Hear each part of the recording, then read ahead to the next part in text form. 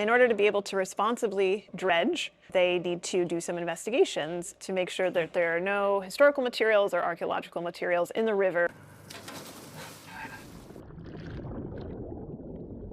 A routine investigation pulled up 3 cannons, which halted this multi-million-dollar project. What started as 3 cannon became 19 cannon, and that's how Coastal Heritage Society became involved in the project. The cannons are being conserved at Texas A&M University's Conservation Research Laboratory. They are essentially stabilizing them so that they can be displayed in Savannah History Museum in our core exhibition, which will open in July 2026, called Loyalists and Liberty, Savannah in the American Revolution. These are metal artifacts, and because they've been submerged in the water for such a long time, almost 250 years, they've been assimilated to that environment. And so once you take them out of that environment, that rapidly accelerates the corrosion process. So they would very quickly crumble. We're seeing it behind me right now. They're not meant to last on dry land without human intervention. And thankfully, we have the technology today to be able to do that and save these treasures from completely being destroyed. We knew going into it that it would be a multi-year process. The cannons are boiled, they go through electrolysis process.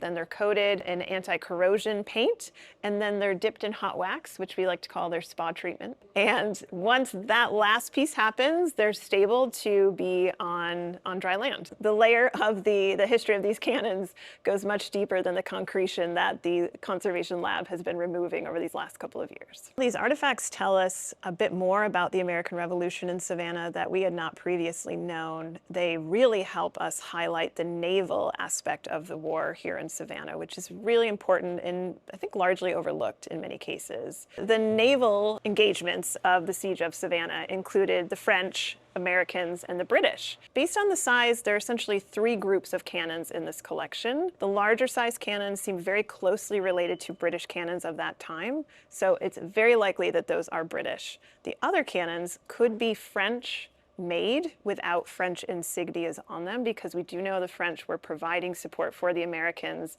at the outbreak of the war before they even joined the war. Or it was a recipe or a design that the French provided to the Americans and the Americans were using in their foundries in New England and then distributing to places all along the coast, such as Savannah. The area that this collection was found is called 5 Fathom Hole. It's actually right off the water from Old Fort Jackson, one of our other museums.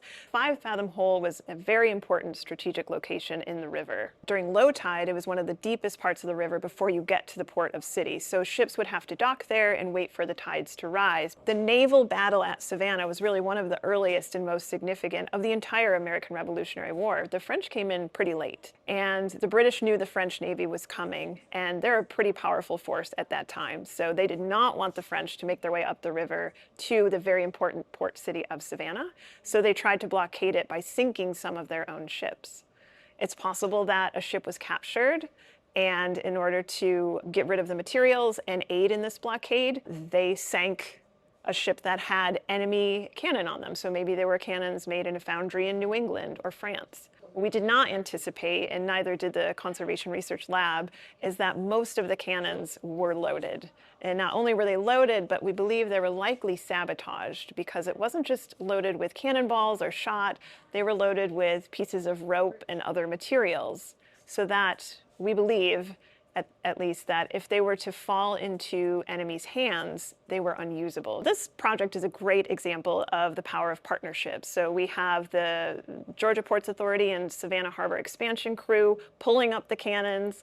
Then they involved the United States Army Corps of Engineers Savannah chapter. They contracted out other partners, and the Georgia Department of Natural Resources also play a role in this project as well. The Conservation Lab in Texas was selected by the Corps of Engineers. They also recruited us to be the partner in displaying the cannons here in Savannah History Museum. All parties are really playing an important role in understanding the origins of these cannons and then interpreting them. Being such a complete collection of materials, it really shows the scale of the investment and the resources that went into protecting and engaging in combat for all of these entities that participated in the war. Even the very nature of the collection being attributed to maybe American, French, British, it just further highlights how diverse the American Revolution was. Specifically here in Savannah, we had many, many modern nations coming together to help America fight for its independence from Great Britain. We invite you to be a part of this once-in-a-lifetime opportunity to preserve history for future generations. Your generous contribution will have an immeasurable impact by funding the complete conservation of the recovered cannons and artifacts, essential research, and an immersive core exhibition designed for 21st century learning. We have received an outpouring of support from corporations, heritage groups, and community members who have rallied behind this incredible project. The complete conservation and exhibition of each cannon costs $15,000. So far, 11 of the 19 cannons recovered have been sponsored. We are calling on the Savannah community to help save our history. With only 6 cannons needing sponsorship, we invite you to be a part of this opportunity to preserve these treasures. For more information, email development@chsgeorgia.org.